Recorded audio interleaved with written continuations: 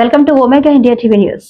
దేశవ్యాప్తంగా కార్మిక సంఘాలు ప్రజా సంఘాల ఆధ్వర్యంలో నిర్వహించిన సార్వత్రిక సమ్మెకు భాగంగా చెన్నూరులో ర్యాలీ నిర్వహించారు. రావిచెట్టు నుంచి బస్టాండ్ వరకు సాగిన ఈ ర్యాలీలో సిపిఎం జిల్లా కార్యదర్శి సంఖ్యరవి పాల్గొని మాట్లాడుతూ కేంద్ర ప్రభుత్వం కార్మిక చట్టాలను రద్దు చేసి కార్మికులను బానిసలుగా మార్చే విధంగా 4 లేబర్ కోడ్లు తీసుకువచ్చిందని విమర్శించారు. 10 గంటల పని వ్యవస్థతో మానవ హక్కులను కాలరాస్తుందన్నారు. కార్మిక వర్గంతో పాటు రైతులు, వ్యవసాయ కార్మికులు, మహిళలు, అంగన్వాడీ, ఆశా, మధ్యాహ్న భోజన కార్మికుల సంఘ నాయకులు, ఆదివాసీ సంఘాలు, యువజన సంఘాలు, స్థానిక నాయకులు ఈ కార్యక్రమంలో పాల్గొన్నారు.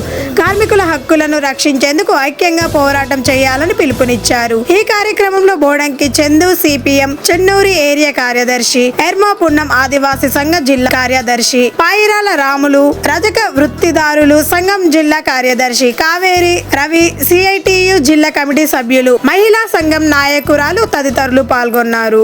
ఈరోజు కేంద్ర కార్మిక సంఘాలు, రైతు సంఘము, వ్యవసాయ కార్మిక సంఘము, ఆదివాసీ సంఘము, మహిళా సంఘాలు అన్నీ కలిపి దేశవ్యాప్త సమ్మె అట్లనే గ్రామీణ బంధు కార్యక్రమాన్ని నిర్వహించడం అనేది జరుగుతుంది.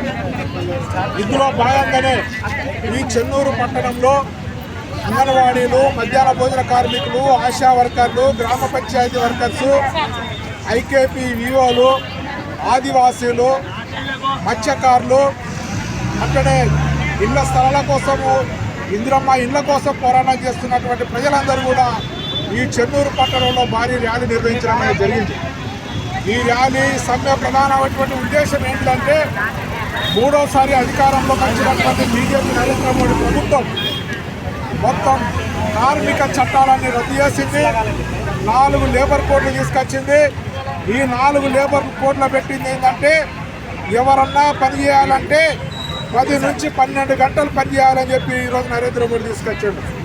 మరి వేతనం ఎంత ఇస్తామంటే వేతనానికి భద్రత లేదు, పనికి భద్రత లేదు. అందు గురించే ఈ విధానాలు తప్పు, దీన్ని రద్దు చేసుకోమని చెప్పి ఈరోజు కార్మిక వర్గం పోరాటం చేస్తుంది. అదేవిధంగా వ్యవసాయం మీద ఆధారపడి జీవిస్తున్నటువంటి రైతాంగాన్ని కూడా వాళ్ళు పండించేటువంటి పంటలకు గిట్టుబాటు ధర లేదు. మార్కెట్లో చూస్తే ఎరువుల ధరలు విపరీతంగా పెరిగిపోయినాయి. పంటలు చేతికి వస్తే ఆ పంటలు కొనే దిక్కు లేదు. అధిక రైతాంగం కూడా మేము పండించే పంటలకు మద్దతు ధర కల్పించు అని చెప్పి పోరాటం చేస్తే ఈ నరేంద్ర మోడీ పేద ప్రజలపైన పన్నులేసి ఆదాని అంబానీల ఖజానా నింపుతున్నాడు. అందుకే కార్మిక వర్గము, దేశ ప్రజలు ఈ నరేంద్ర మోడీ బీజేపీకి తగిన గుణపాఠం చెప్పడం కోసము ఈరోజు ఈ కార్యక్రమాన్ని, సమ్మెను, ర్యాలీని కొనసాగిస్తున్నాము. రాబోయే కాలంలో మరిన్ని పోరాటాల సందర్భంగా తెలియజేస్తున్నాం.